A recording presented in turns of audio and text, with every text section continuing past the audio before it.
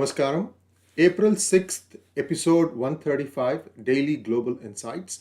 Welcome to Daily Global Insights by Sri and Sri. A lot of stuff has been happening today around the world, and here are today's main points. Border Patrol arrests two terrorist suspects in California amid migrant surge. Yemenis in wanted list. Why stop at US border? Team Biden eyes global minimum corporate tax. 3. Philippines intensifies war of words over South China Sea. Trilateral trade development between India, Israel, and the UAE could reach 110 billion by 2030. And in US news, stay out of politics. Republican leader Mitch McConnell tells US CEOs of consequences in from this Coca-Cola incident. Sridharji, namaskaram. Welcome to PGurus channel, sir. I hope you're doing well. How are things in New York? Namaskaram ji. Good morning to everybody on this wonderful Tuesday morning. New York is chugging along quite well, and we are in the middle of a new wave of the Democratic-led presidential government and the state. So I think we are battling along between COVID and law and order and crime. That seems to be gripping the various cities, and Manhattan is no exception to the rule. But we'll battle on. Sir, your thoughts on what Mitch McConnell said? I mean, he suddenly seems to have woken up and realized that he needs to say something. Generally, the corporations have never taken sides.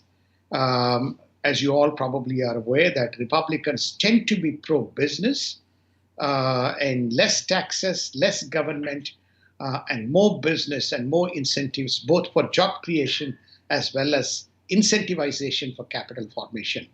And for these corporations to come in and take a political stance on one party versus the other party, it's very refreshing to see Mr. Mitch McConnell issue the rebut, which is to say, stay out of politics and get out of the way. It's not your business.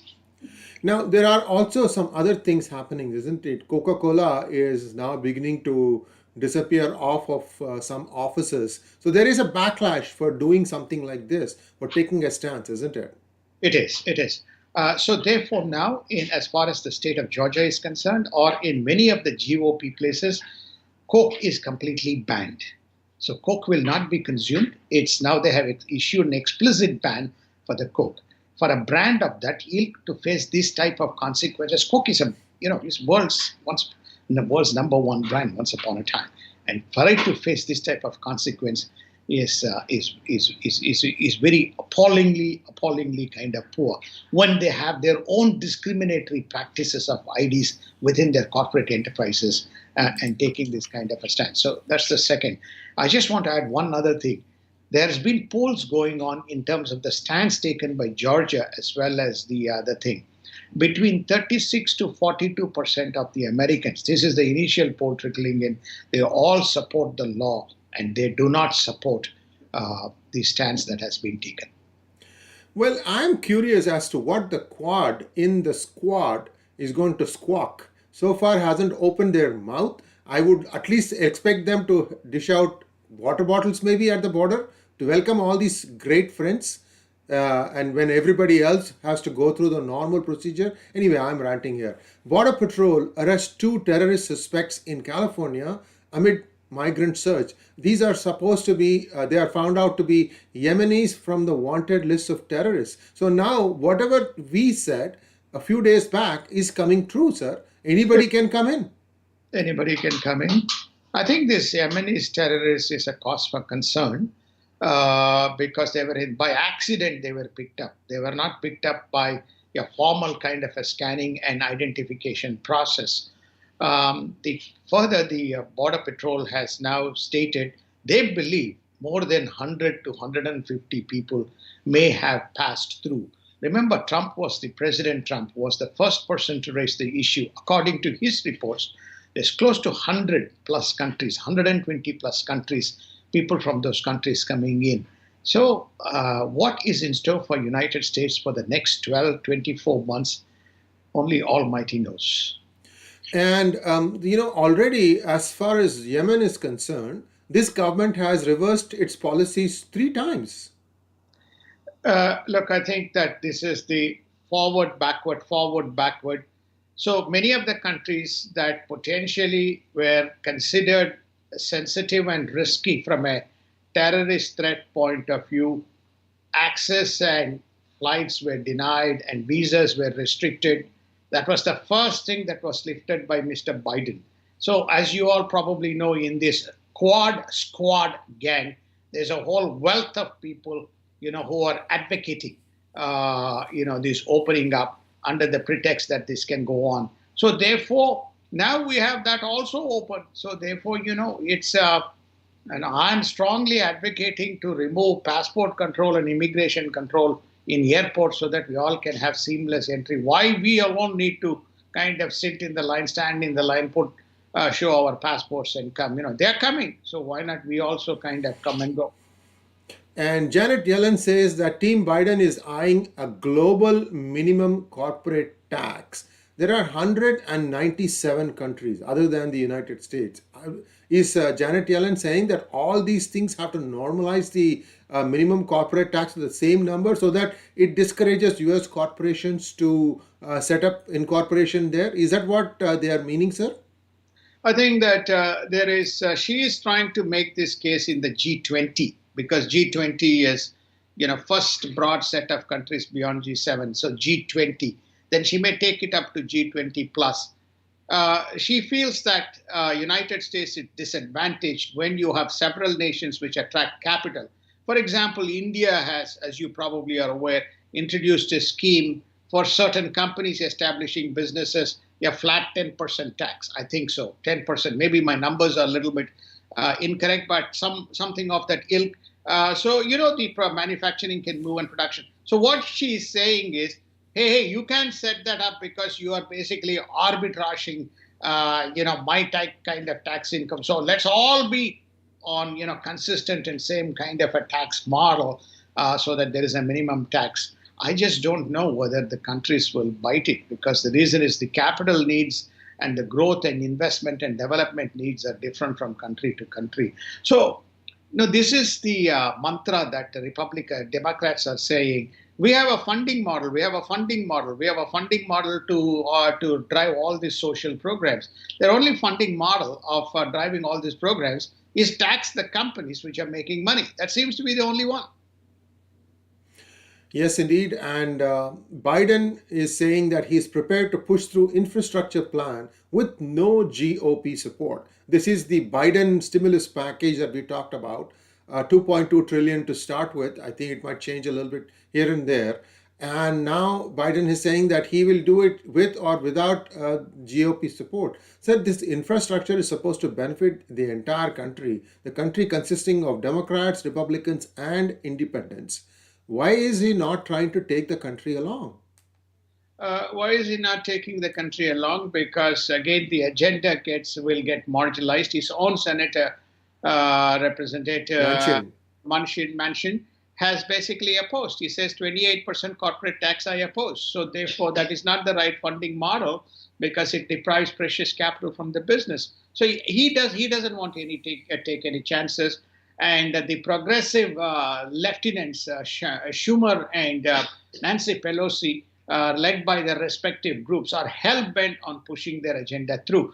Yes, just last night that they got the Senate parliamentarian ruling that they can have two more filibusters to their fillip, and so they can rush their agenda through. So we're going to see a broad set of this is only the first phase. There's going to be another 2 trillion and there may be some more money coming. There are going to be maybe minimum payments coming, being issued, etc., etc. So there's more coming with the filibuster, with well-armed filibuster under their armory.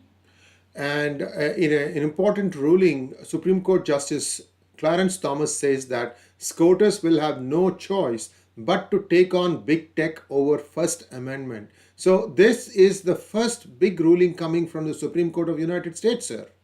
Indeed, I think under the freedom of ideation and expression and so on, many of the commercial social media platforms are allowed to conduct conversations under the First Amendment. They're saying the First Amendment doesn't apply when they use that on one side. and then arbitrarily apply the kind of the rules. So I think that there's change coming to the First Amendment as far as the social and tech platforms are concerned. And cities that slashed funding is now inundated by homicides. 34 shot and 8 murdered over the weekend in Chicago, sir. Indeed, I think that they have identified some 8 to 10. Apparently, there's also in Portland there is a mass exodus of resignations from the police officers and so on. So all these states which basically went on this after this George Floyd kind of incidents, defund, defund, defund, defund. Let us kind of settle these issues like in the old Wild West. We'll kill, slaughter each other. I don't know whatever the story is, but the crimes is alarming. I mean, we'll do the special feature that you requested in Manhattan. Every day, the headlines that we kind of, the flashing news, is not very good. And Soros Group pledges 20 million of the 100 million to infrastructure, plan to recast America. So they want to, Soros Group wants to, pledge a total of 100 million, and the first tranche is 20 million towards the infrastructure plan. I mean, when US is spending in trillions, why is this guy trying to give 20 million, 30 million? What's the point here, sir? If I have to give you a sarcastic view, please, your listeners, take it with a pinch of salt. He is talking about recasting the community. He says communities need to be made deeply aware of these things. All he's basically saying is that he's pushing a political agenda to recast. And that seems to be his motive rather than his pidlu money for infrastructure. He's not in infrastructure business. George Soros has destroyed countries by with his currency hedges and currency bets. He has never created wealth for any nation in right throughout his history. Okay, he has amassed wealth and he has abused using the markets the right way. Okay, he's not violated any rules or laws. But for him to say he's going to recast society is complete kind of BS. I don't know what's happened to him. Probably senile.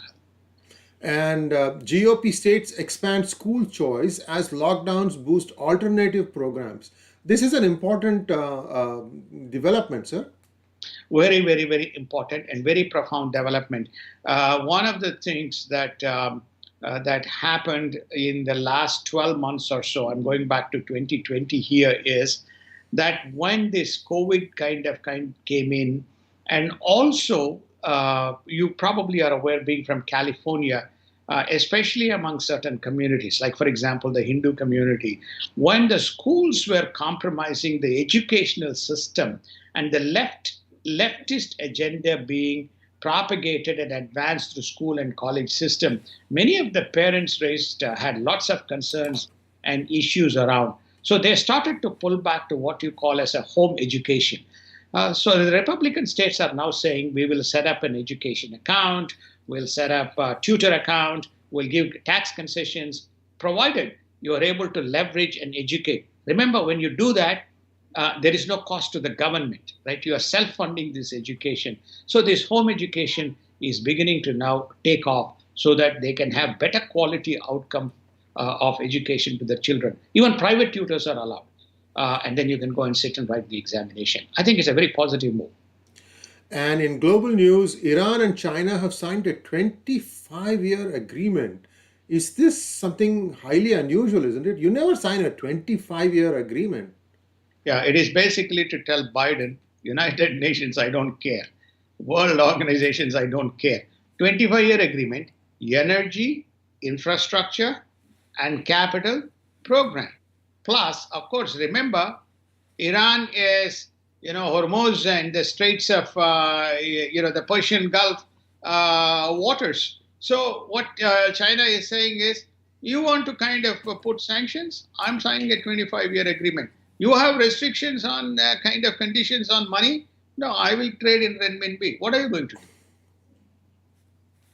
And the United States and Japan are planning a Belt and Road alternative for Indo Pacific with 5G smart cities. The focus being that they want to be able to roll out 5G. So I see that subtle shift that you mentioned a few weeks back, saying that what used to be a quad-centric strategy is now becoming bilateral. It is. Japan is a cause for is a little bit of a cause for concern because we don't know which way. Depending on which morning you wake up, you seem to go left, you go center, you go right. Now, when you have Australia, France, India, and others. When you had rare earths, when you had the bio. Now, suddenly to say that we are going to have a Belt and Road initiative for 5G, remember, you got to understand that in Pacific and Indian Ocean, the sea water, underground sea, under the cables, is a significant part of the infrastructure of a communication, interconnectivity between various islands and various places. So, if these people are going to have their own kind of a program with 5G, what happens to rest of it? Some of those areas, even China is trying to contest, and Australia, for example, in the Pacific part where you have the Australian continent, you find that many of them have used their influence to make sure that the Chinese don't occupy unnecessarily and win those kinds of businesses. I think there's a far more integrated strategy is required if China has to be combated. And Japan also trades words with China over the Uyghurs and Hong Kong. Yes, I think one is like a procession. So you have first the United States, then you have EU, then you have UK, then you have Germany. So now it is the turn of Japanese to kind of stand up and say, we don't like your human rights stuff either in Hong Kong, or we don't like the stuff that you're doing with the Uyghurs. But then what happens is the China may kind of send another rhetoric, and then basically, they kind of keep quiet. So it's just one more kind of a routine that is going on in every day. These Uyghurs and Hong Kong and Tibet, plus other things, Taiwan, has become kind of the centerpiece of an issue. China is taking no bar of it, and they're doing whatever they want to do. And Japan also woos Germany on Indo Pacific with first +2 talks or 2+ talks. Foreign and defense ministers are going to meet. So Japan is also doing the same 2+2 with Well, Germany. I think, with due respect, we have to give credit to Mr. Abe, Shinzo Abe, for this 2+2 dialogue. They find the 2+2 dialogue to be, very, very, very effective. But surprised that they're, right in the middle of, that the Bay of Bengal effort that is right now going on. We touched on that yesterday. So you have the Germans coming in, the German defense minister and the German foreign minister, meeting with the Japanese defense minister and foreign minister to kind of, cover the what you call as the South China Pacific strategic roadmap, or strategic, threats emerging from China. I can understand France, because the reason is France has got, at least couple of 2 or 3 major islands in the Pacific and Indian Ocean. Australia has, but Germany is coming all the way. It doesn't want to be left behind, and you have this go. So it's a massive, massive, massive confusion with this bilateral and multilateral kind of dialogue that is going on. How somebody synchronizes this policy is beyond comprehension. And Philippines intensifies the war of words over South China Sea. Sir, with your permission, I'd like to put up a picture here. So please, you can talk to that. We're talking, viewers, about a place called Whitsun Reef. It's called, Philippines call it Julian Philippi Reef.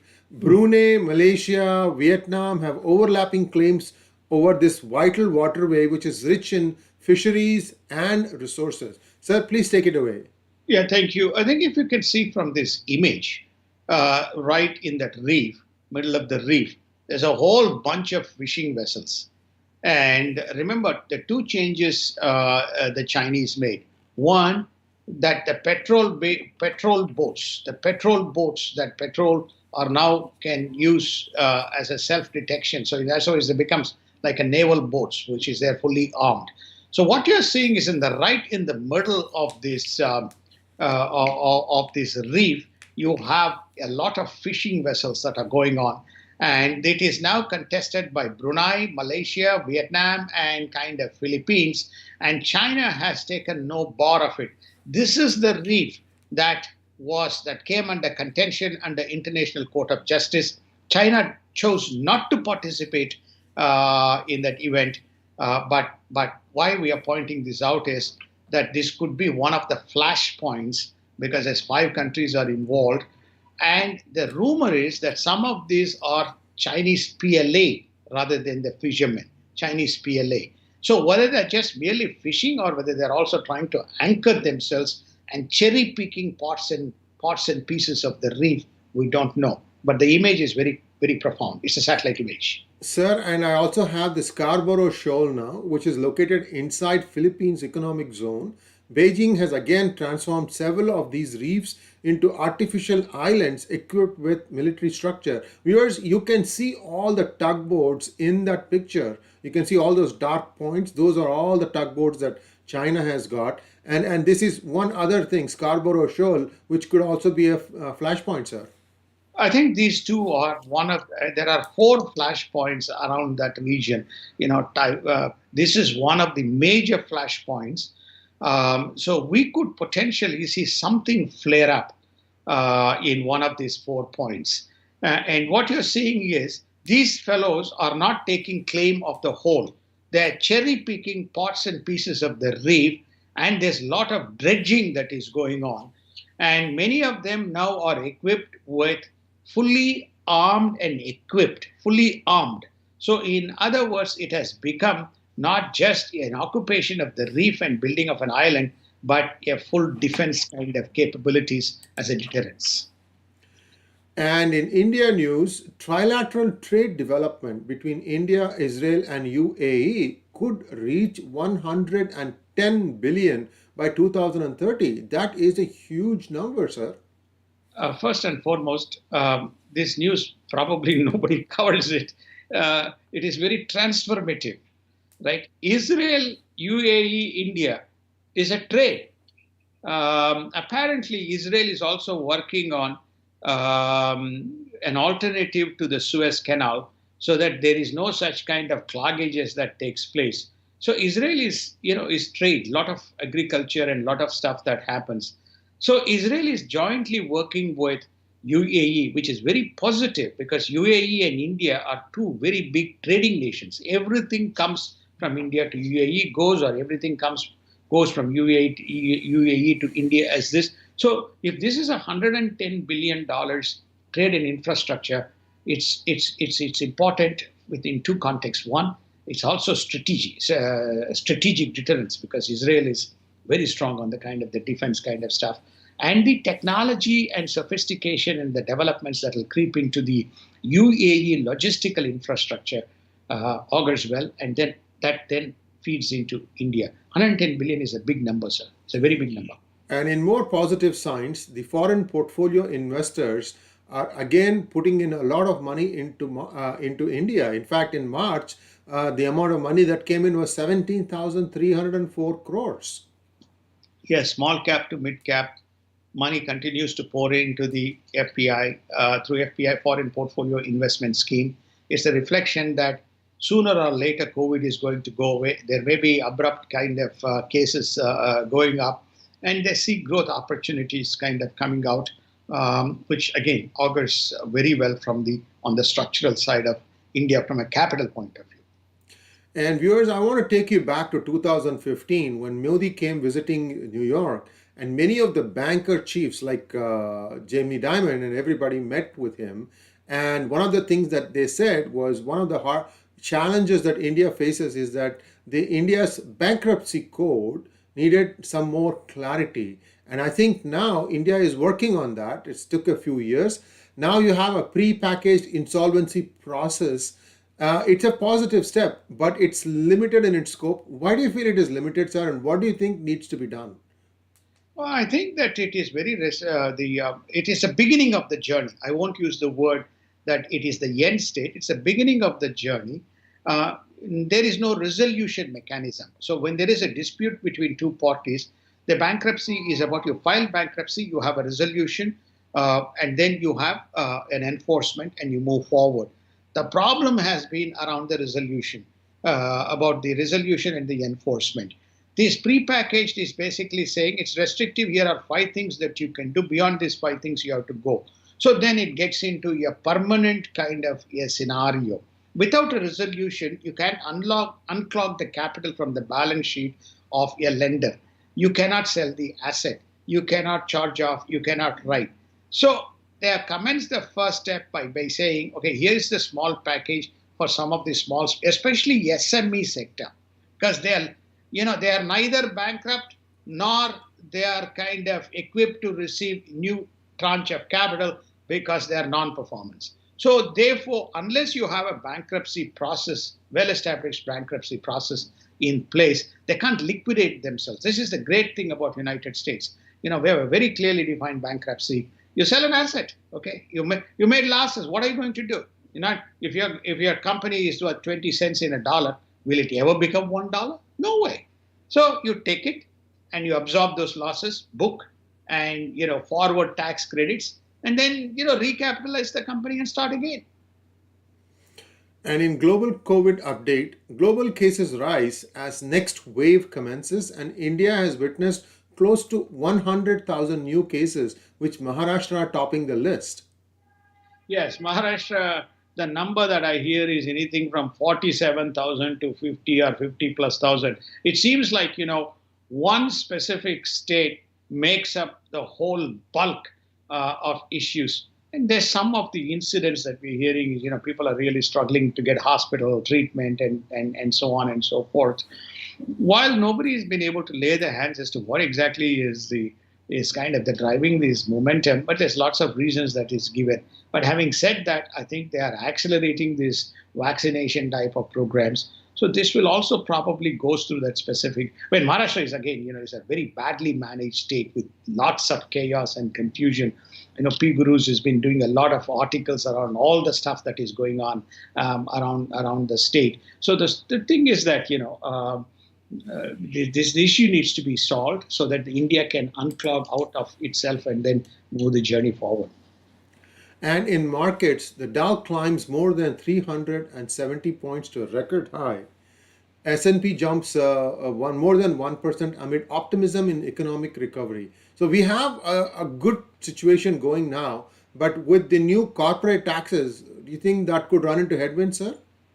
Well, I think that by the time the tax comes into effect, it could be 2022, right? So they have to pass the law, implement, and so on. So 2021 is a bumper year. All the analysts are expecting, because of the continued regime and cash in the system, Q1 earnings to be very good. We are already the numbers both in Dow as well as in S&P. The numbers look positive. So 2021 is the year of U.S. equities. So therefore, if you are not in U.S. equities in 2021, you may never be in equities. The market is doing very well on the back. Also, there is a pent-up demand. Remember, markets have been locked up for almost 13, 14 months. It's a pent-up demand for that people coming back into the market and participating in lots of kind of things. So there is a recovery momentum as well in progress. Remember, sports is very big. Lots of sports activities were cancelled in 2020. And many of the sports activities are now, stadiums are opening and so on and so forth. So 2021, we will begin to see got a lot of retail and service type of consumption driving the momentum in the U.S. economy and therefore the earnings. So President Biden thinks that his 28% corporate tax rate will not hurt the economy. One of his own senators, Manchin, is opposing the 28% rate.